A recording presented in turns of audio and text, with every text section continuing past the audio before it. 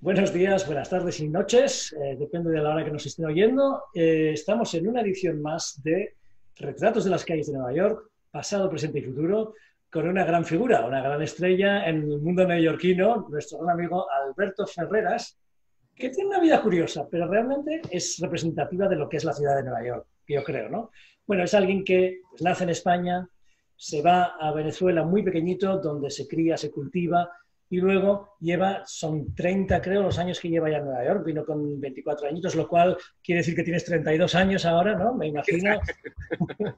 Con lo cual, pero vamos, Exacto. te voy a poner las etiquetas que he encontrado tuyas en Internet y en las fuentes en las que me he documentado, te mencionan o te tildan de escritor, cineasta, consultor creativo, guionista, publicista, director de cortometrajes, fotógrafo, y yo añadiría sociólogo, o por lo menos estudioso de la sociedad. Muchas veces la sociedad bastante underground, lo cual es bastante también novedoso. Me parece que es interesante que nos cuentes un poco de todo esto, porque a todos nos interesa saber qué pasa en el Nueva York que se sale un poco de la bolsa, del Stock Exchange o del Central Park o de... Bueno, es interesante que nos cuentes todo esto y sobre todo con ese punto de vista tuyo híbrido latino, porque claro, nos contarás, me imagino, un poco también tu experiencia como hispano-venezolano o venezolano-hispano, no sé. Y bueno, el titular más o menos para todas estas entrevistas, porque todos estamos en nuestras casas confinados aún, después del 14 de marzo, aunque tú, por lo que he visto tuyo de tu trabajo, has hecho escarceos por el exterior, muy buenos, por cierto, muy buenos. Eh, Siempre me gusta empezar con la frase, el presente es incomprensible, pero el futuro es impredecible.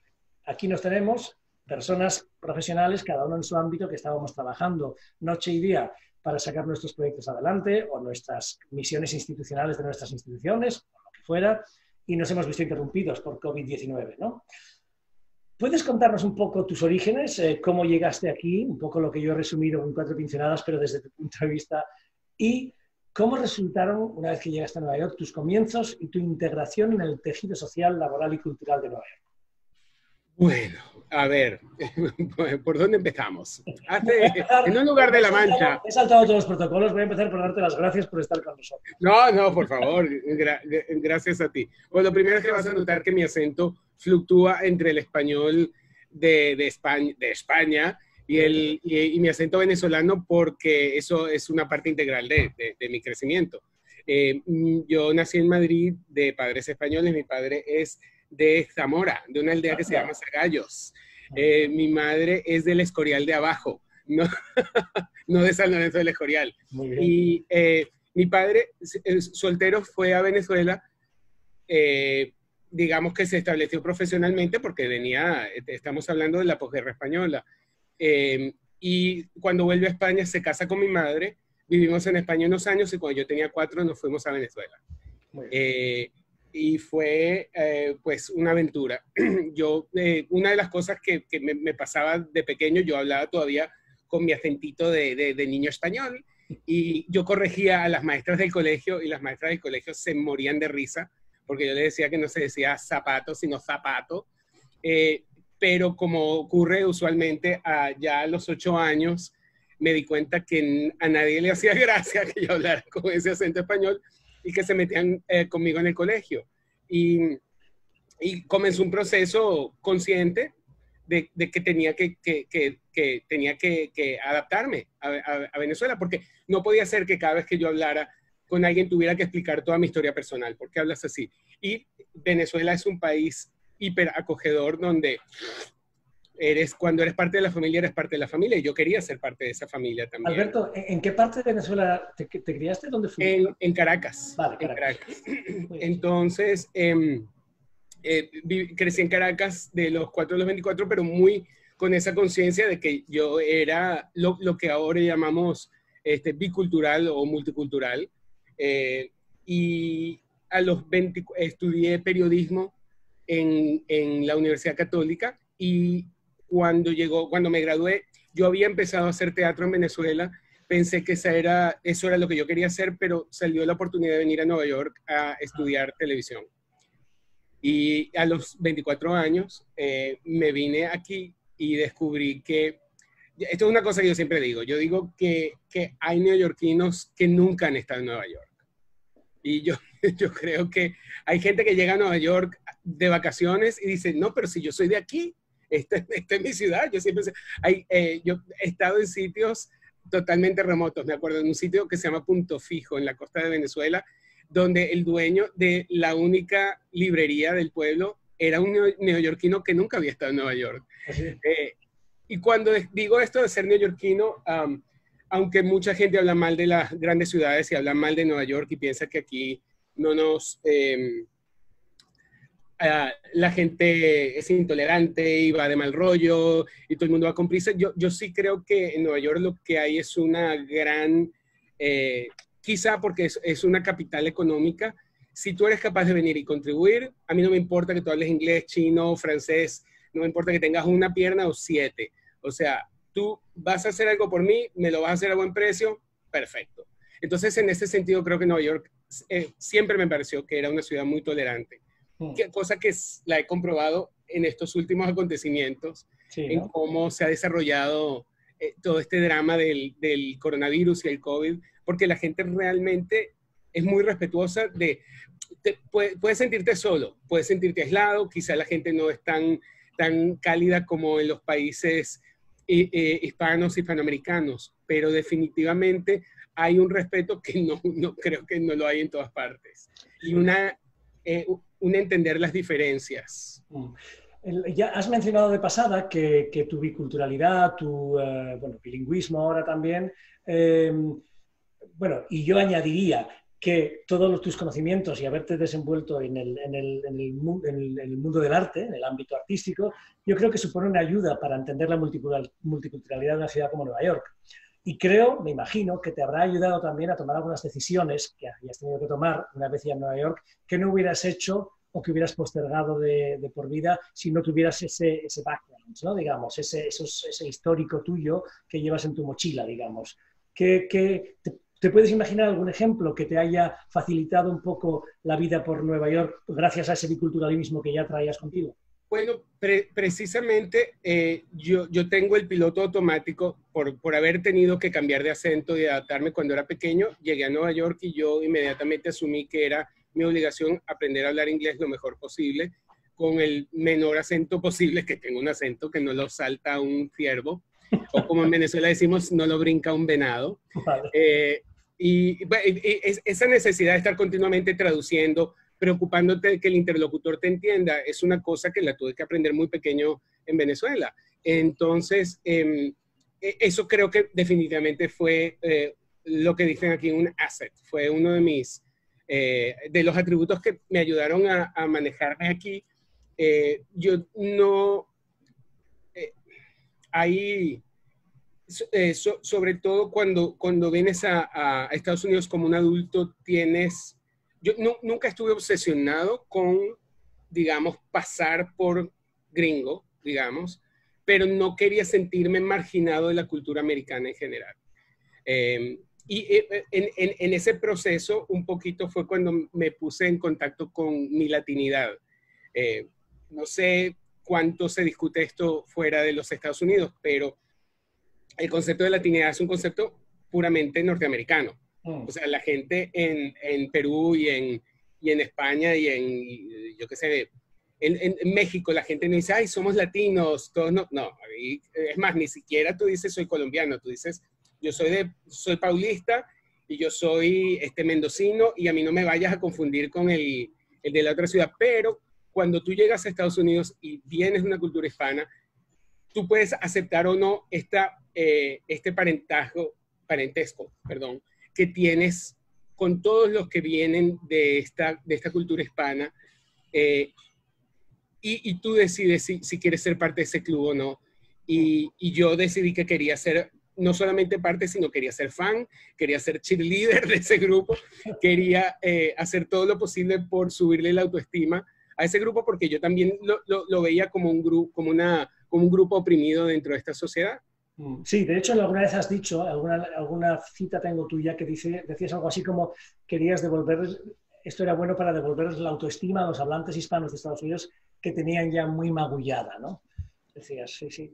Yo tenía entonces varias preguntas, pero primero vamos a volver, porque claro, todo esto que hablas de latino, Latinex, también hemos aprendido hace poco a hablar de ese otro término, cómo ha evolucionado también desde hispano a latino. Si nos puedes poner un poco en orden todos estos conceptos. Bueno, a ver, ¿por dónde empezamos? Bueno, es muy gracioso porque efectivamente, como esto es un fenómeno, pero esto es largo y complicado, pero la latinidad siempre ha existido en Estados Unidos, desde el principio. De hecho, las primeras misiones europeas en el territorio americano eran españolas. Y en ese sentido había ese cruce español-indígena que luego se vuelve un cruce español-indígena, africano, etcétera, etcétera. Pero la latinidad siempre ha estado aquí, pero no ha sido evidente y no ha estado representada. Tanto es así que muchas veces cuando un inmigrante de Latinoamérica o de España viene a Estados Unidos, se sorprende que haya tantos latinos, porque es que nunca han estado en la pantalla. Claro. No los hemos visto, no sabíamos de su existencia, porque nunca han sido los protagonistas de la película. Entonces, yo, parte de mi educación, de mi proceso, ha sido informarme y entender, saber un poco más de la historia de la gente que se parece a mí, que vive en Estados Unidos y que se ha parecido a mí durante muchos años, y no es una historia necesariamente bonita. Y esto se conecta también con muchas de las cosas que están pasando ahora con Black Lives Matter. Todo el que viene a Estados Unidos definitivamente quiere asimilarse, no quiere estar marginado de la sociedad, y a veces leer esta historia o informarse de esto puede ser un poquito de shock. Yo he querido básicamente, como tú decías, a un grupo que yo notaba que no estaba representado en los medios, acercarles el micrófono y preguntarles sobre su experiencia como latinos aquí. Y son experiencias que van desde los que están aquí desde hace 500 años hasta los que llegaron hace 2 meses. Y ver qué es lo que todos podemos tener en común. Yo me imagino que a ti te tiene que haber pasado que vas, yo que sé, al automercado, y en lo que la persona con la que estás lidiando identifica que tienes el español como idioma en común, hay como una especie de conexión. Sí, sí. Pasas digamos, de 0 a 5 sí. En el nivel de amistad. Sí, sí.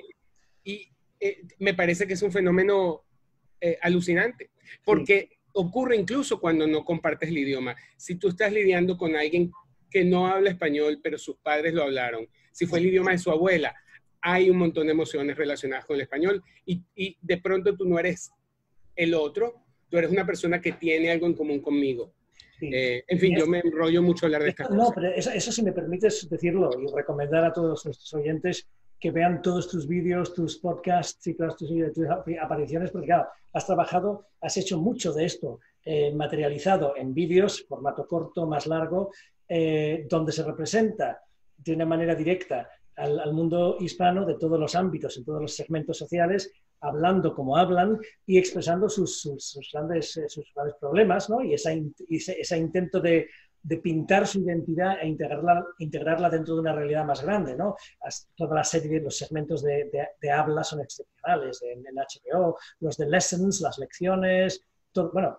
Aquí, Alberto Ferreras, también tenemos que saber que estuviste nominado para Sundance, el Festival de Cine. O sea, quiero decir que siempre con un hilo conductor muy claro, que era el mundo de los hispanos en diferentes ámbitos. Yo, la verdad, todo lo que he visto tuyo me ha parecido digno de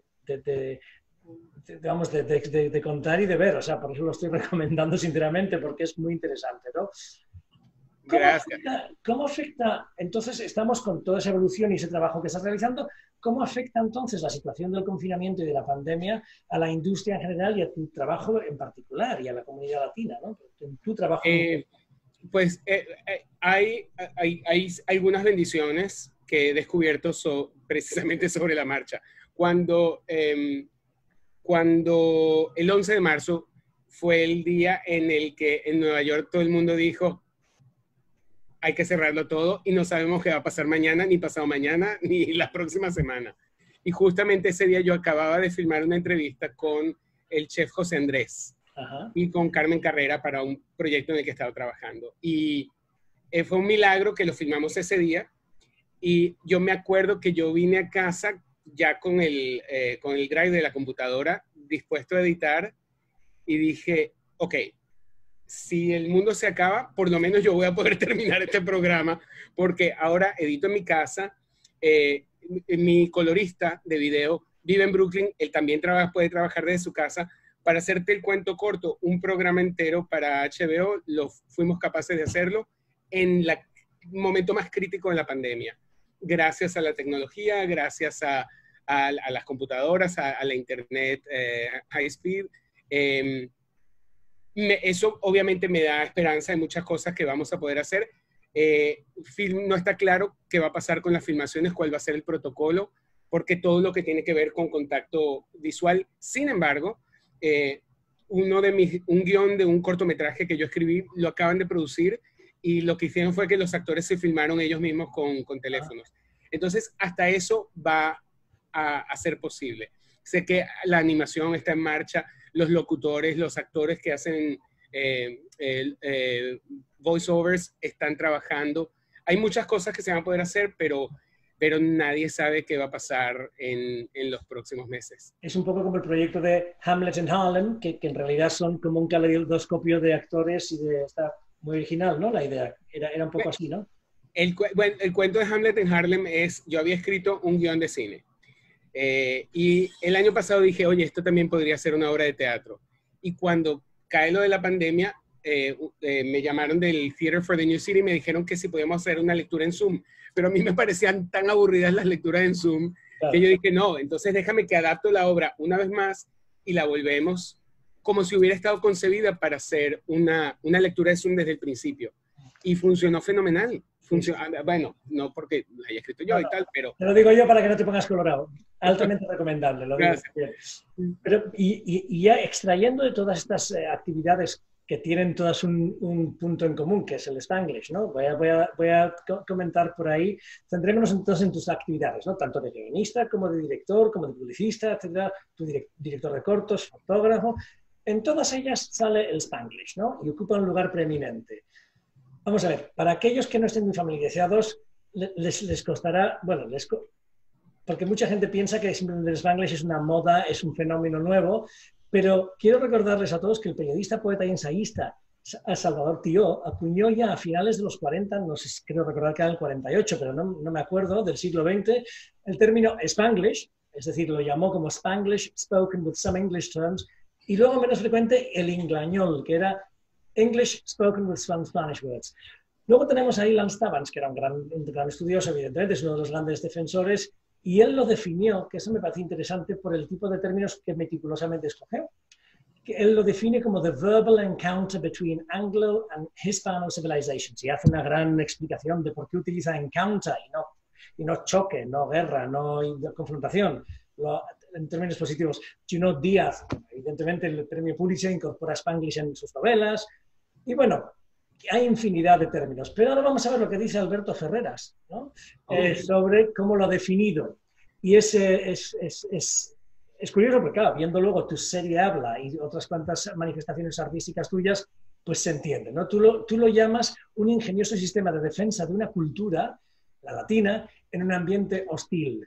Ahí tienes cargas de profundidad, ¿no? ¿Puedes explicarnos un poco? Bueno, lo del Spanglish es... yo creo que la mejor manera de explicar mi experiencia con Spanglish es a partir de el fenómeno del latino que entiende español pero no lo puede hablar, que es una cosa que a mí me sorprendió mucho cuando lo encontré en Estados Unidos. Yo decía, pero ¿cómo es posible? Si yo casi no hablo italiano y no me da vergüenza moverme en Italia y decir las 4 patochadas que sé, pero... empecé a darme cuenta, empecé un poco a referirme a mi infancia cuando a mí me empezó a dar vergüenza hablar con acento español en Venezuela. Yo creo que cada vez que te encuentras con alguien que tiene ese trauma, es un trauma. Es un haber ido al colegio cuando tenías 4 años, al kinder, a los 4, a los 5 años, y que se hayan burlado de ti. Yo creo que los seres humanos... nos olvidamos de lo maleables que somos cuando somos pequeños y la experiencia del idioma tiene mucho que ver con eso.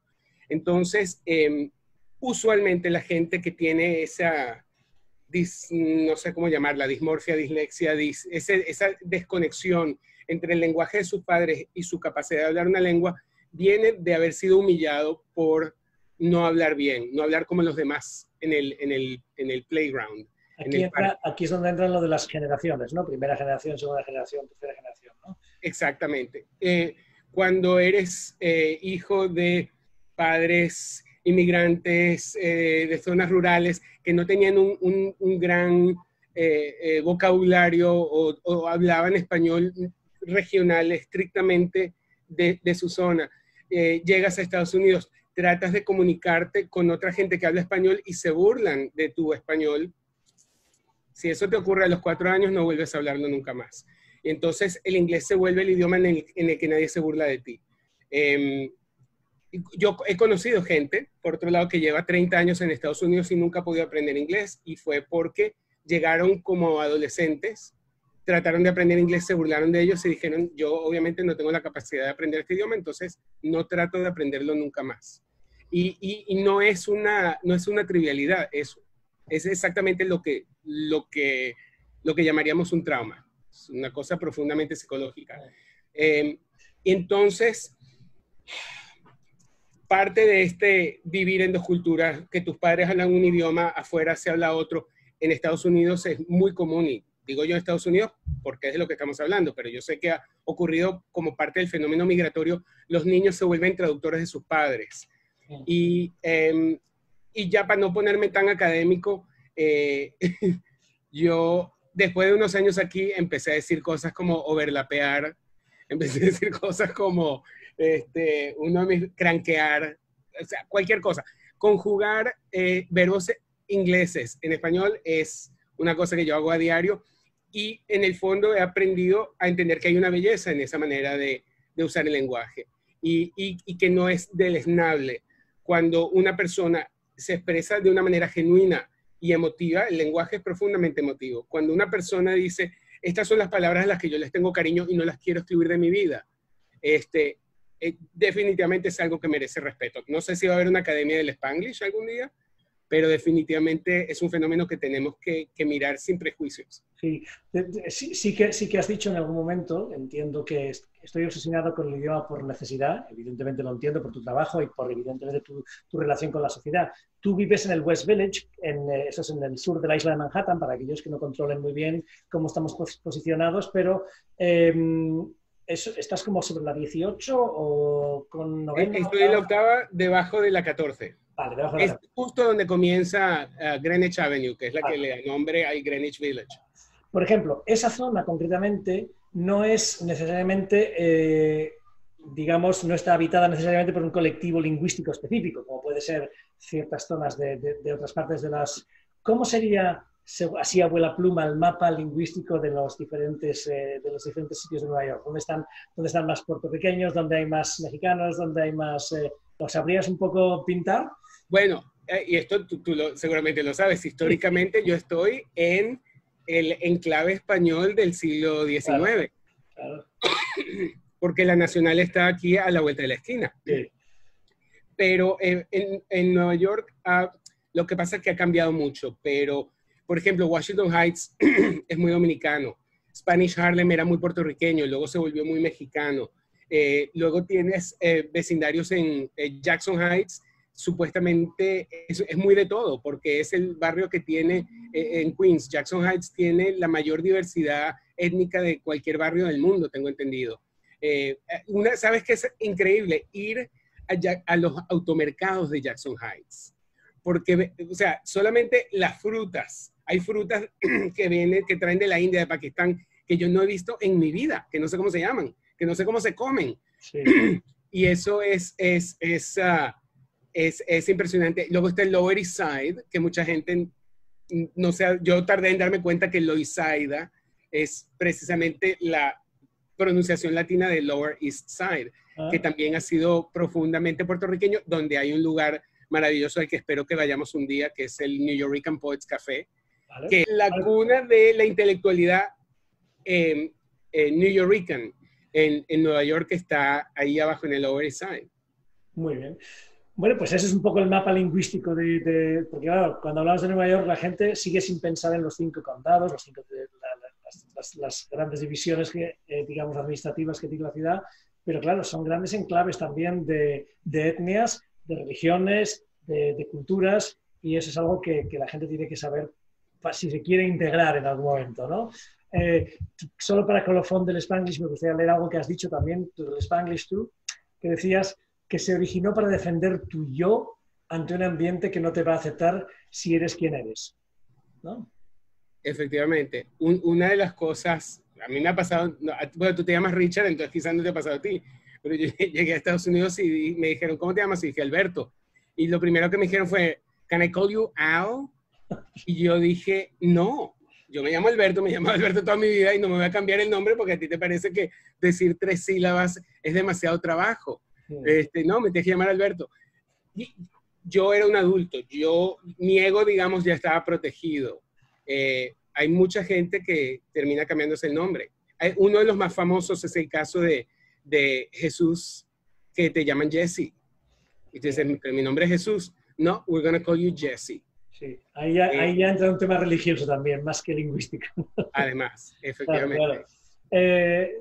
Sí, bueno, pues entonces hemos visto últimamente, hemos podido admirar todo lo que has hecho en esta época de pandemia, en tus actividades profesionales, has hecho un vídeo maravilloso sobre los pájaros, ¿no? Con tu famoso iPhone 11, ¿no? y has hecho una serie de fotografías de la ciudad vacía impresionantes que creo que te han llevado incluso, te han seleccionado o te has expuesto en un museo virtual en Bogotá. Sí. Era así, ¿no? ¿Cómo fue esto? Pues cuando empezó la pandemia, como yo vivo solo en casa, me estaba enloqueciendo de estar solo. Entonces, para hacer ejercicio, bueno, también lo otro que nos está pasando a todos, que estamos engordando, pero a toda máquina. Entonces, empecé para hacer ejercicio, salir a la calle, y eran unas semanas realmente muy difíciles donde había mucho miedo a poner un pie en la calle, pero yo entendía que la calle en el fondo era el sitio, en los espacios abiertos y vacíos, ¿quién me iba a contagiar el virus? Total que empecé a salir un poco eso para hacer ejercicio y para aclararme la mente, y como iba con mi iPhone empecé a tomar fotos, que claro, cuando en la vida he visto yo, digamos, la esquina de Broadway con Chambers vacía, que me puedo parar ahí y tomar 30 fotos sin que nadie me moleste. Claro. Y empezaron a salir unos paisajes muy bonitos de Nueva York. Y además hay una cosa interesantísima, la experiencia de caminar por Nueva York sin prisa, sin destino, es una cosa mágica. Y eso fue lo que, digamos, de esa experiencia empecé a subir las fotos a Instagram. Mis amigos se asustaron, pero me dijeron, sigue tomando fotos, por favor. Es más, mis amigos son Margarita Escanone, Juan Carlos Liendo, María Elisa Pifano. Hay un grupito que me tenían en Instagram todos los días, me decían, sube más, sube más. Entonces, alguien vio las fotos en Instagram y me invitaron a una exhibición digital del Museo de Arte Moderno de Bogotá que se llama Ciudades Durmientes. Y son 6 fotógrafos que tomamos fotos de grandes urbes en medio de la pandemia. Son espectaculares, yo los he visto, me parece, aparte de una idea buenísima, excelente trabajo, y enhorabuena. Bueno, y entonces ahora simplemente ya un poco para redondear, para terminar, ya vemos un poco cómo has podido salir adelante en esta época de incertidumbre. ¿Han cambiado o cambian las perspectivas y las prioridades, tú crees, a partir de ahora? Esto va un poco relacionado con cómo ves el futuro. ¿Está cambiando un poco tus prioridades o tus... Yo, fíjate, te voy a decir una cosa de todo corazón y hasta emotiva. Cuando empezó esto, yo hablo con mi hermana Yolanda constantemente. Por cierto, ese es un cuadro de mi hermana Olga. Este es mi padre. Estos son sus zapatos, que me los traje de España. Todo este silencio, este ralentarse colectivo, yo le decía a mi hermana, me da miedo qué es lo que va a pasar, pero me da más miedo que no pase nada después de esto. Me da terror que la sociedad diga, bueno, venga, al trabajo todos, ya, venga, a estudiar, venga, ya. O sea, tenemos que pararnos un segundo a tratar de comprender cuáles son las circunstancias que nos han llevado a este lugar, porque a lo mejor la normalidad no era normal. Claro. No tengo, desafortunadamente no he sacado la bola de cristal todavía del storage, Entonces no te puedo decir qué va a pasar, pero me encantaría que como sociedad, de verdad, una cosa que decía en el video de las fotos de Nueva York, a mí la pandemia por lo menos me ha servido para redescubrir mi ciudad, para volver a enamorarme de ella. Yo llevaba tantos años que no iba al Upper East Side, tú sabes. O sea, son solamente, ¿cuántas? 50 calles de mi casa hasta el Upper East Side. No había ido. Había parques en Manhattan que yo ni sabía que existían. Y es abrir los ojos a lo que tenemos, aprender a apreciar los que tenemos. A lo mejor París es una ciudad preciosa, pero coño, explora tu ciudad. Sí, Quizás sí. no tenemos que subirnos a un avión corriendo. Claramente. Estabas mirando el árbol genealógico tuyo que has puesto detrás, que evidentemente representa el apego a tu familia, y qué imagen más bonita, lingüístico-física también pones con los zapatos de tu padre, ¿no? Llenar los zapatos de tu padre, te pones en los pies de tu padre y tus hermanas con esos motivos preciosos de Mi abuela Celestina. Y tu abuela Celestina, tu abuela venezolana, me entiendo. No, Celestina era de Navalperal. Ah, O sea que, no, Celestina muy española, 8 hijos, vida de guerra. bueno, pues y Brígida, no tengo fotos de Brígida, pero la tengo muy presente. pues sí, se ve que eres un hombre de familia, muy familiar y también de muchas tradiciones, ¿no? Y de mucho respeto hacia todo lo tuyo.